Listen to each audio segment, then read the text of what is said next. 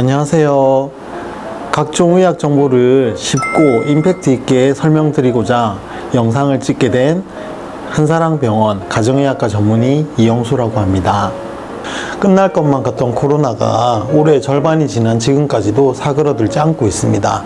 코로나로 인한 경제적 어려움, 실직, 우울 등의 이유로 음주하는 분들이 증가하였고 조절되지 않는 음주 문제 때문에 저희 병원을 찾으시는 환자분들도 많아졌습니다.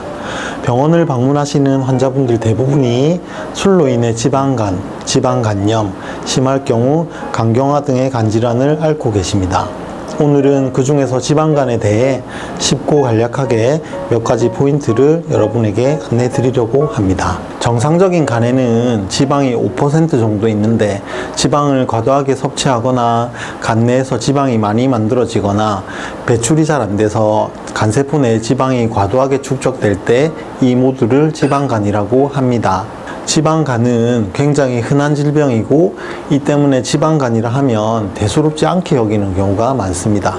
사실 지방간의 경우 대부분은 괜찮습니다. 다만 관리를 잘 해야 다른 심각한 질환으로 나아가지 않습니다.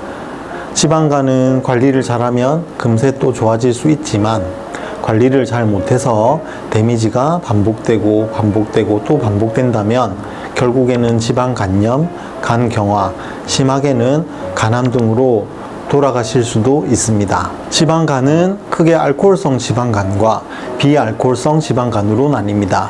첫 번째, 알코올성 지방간은 말 그대로 과도한 음주로 인한 지방간을 말합니다. 맥주 한 잔에서 네 잔을 1년에서 5년 정도 마실 경우 생길 수 있습니다.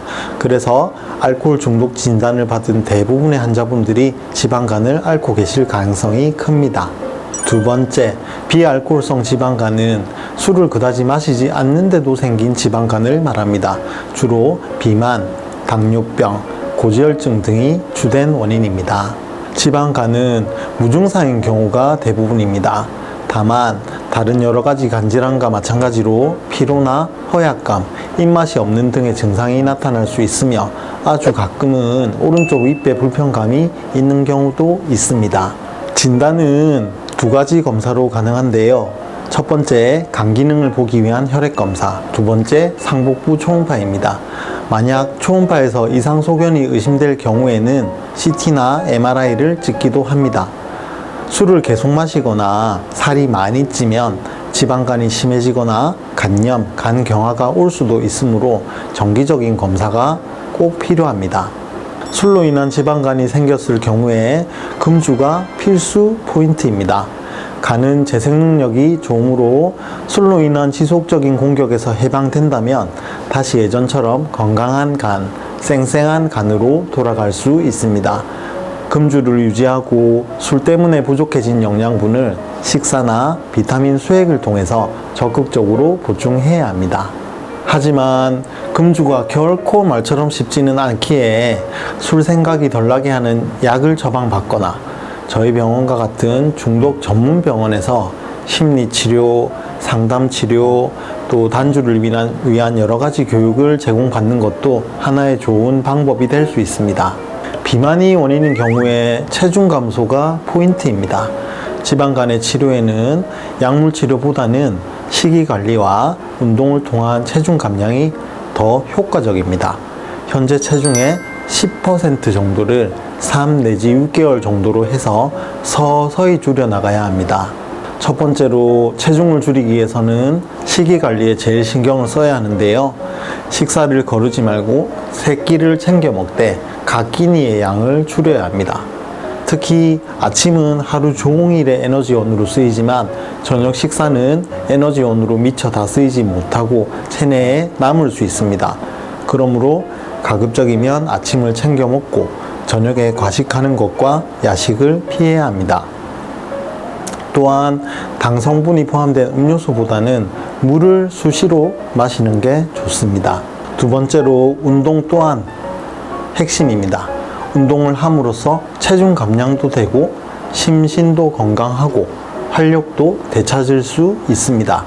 특히 알코올 중독자분들에게 규칙적인 식사는 공복으로 인한 음주 충동을 줄일 수 있고 운동을 통해서는 스트레스 해소하고 규칙적인 생활을 가능하게 만들기 때문에 재발의 위험성을 현저하게 낮출 수 있습니다. 운동은 각자의 체력과 상황에 맞춰 무리하지 않게 진행합니다. 규칙적으로 꾸준히 운동하는 것이 중요합니다. 빠르게 걷기, 계단 오르기, 줄넘기, 자전거 타기, 수영, 등산, 에어로빅 등이 모두 유산소 운동에 해당되는데요.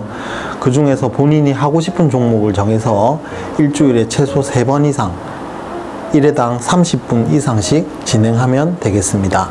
자, 혹시 지금 이 영상을 앉아서 보고 계신가요? 만약 그렇다면 지금 당장이라도 일어나서 걷고 또 걸어 보십시오. 그리고 마지막으로 간에 영향을 줄 수 있는 여러 가지 약물을 복용하고 있다면 주치의와 상의하여 복용을 중단하거나 다른 약물로 대체하는 것도 도움이 됩니다. 앞서 언급한 여러 가지 사항들을 한 번에 다 실행하기는 결코 쉽지 않을 겁니다. 하지만 조금씩 실천하고 습관화한다면 여러분은 분명히 해낼 수 있습니다. 지금까지 끝까지 영상 경청해 주셔서 감사합니다. 모두들 이 힘든 시기에 부디 힘을 내시고 술을 자주 드시는 분이라면 단주도 꼭 성공하셔서 보람찬 한 해가 되시기를 바랍니다. 그럼 다음에 또 알찬 주제로 찾아뵙겠습니다. 감사합니다. 으쌰, 으쌰.